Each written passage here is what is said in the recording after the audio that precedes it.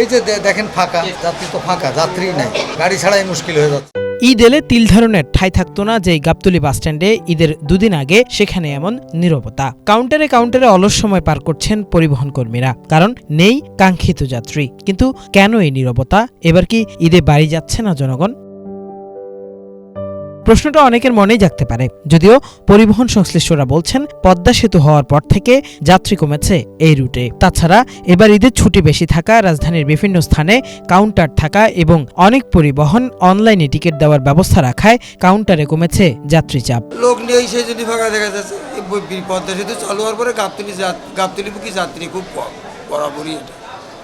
আর এমনি এই রমজান ঈদে মানুষজন একটু কম যায় তুলনামূলক, যাত্রী কম, কারণ চারিদিক দিয়ে কাউন্টার হচ্ছে লম্বা ছুটি, এই জন্য গাবতলী যাত্রী কম। এখন তো গাবতলী যাত্রী আসেই না, ঢাকা শহর সব জায়গায় কাউন্টার। এরকম কোনো ঈদ আসে নাই, মানে আমি আজকে 35-36 বছরে গাবতলী টার্মিনালে এইবারকার মতো ঈদ, এইরকম ঈদ আমি পাই নাই কোনো। এখন তো বিভিন্ন রুট হয়ে গেছে।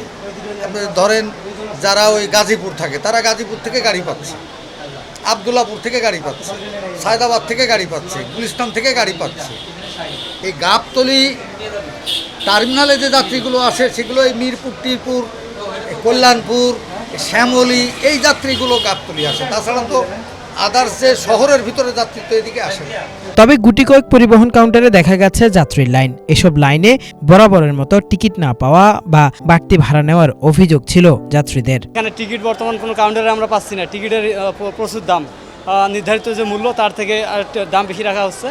যেখানে 800 টাকা টিকিট ছিল সেখানে 1200, 1500 এবং 2000 টাকাও তারা টিকিটের দাম চাচ্ছে। মোটামুটি ঠিক আছে, দাম একটু বেশি নিচ্ছে, কিন্তু অ্যাভেলেবল না, কষ্ট হচ্ছে টিকিট পাইতে।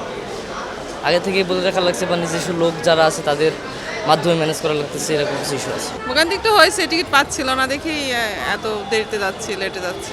না, যে লাইনে দাঁড়ানো হয়েছে 1 ঘন্টায় হয়ে গেল, কোনো টিকিট পাই না। কোনো গাড়ি বলি কোথায় আছে, গাড়ি আইব তারপর টিকিট দিব।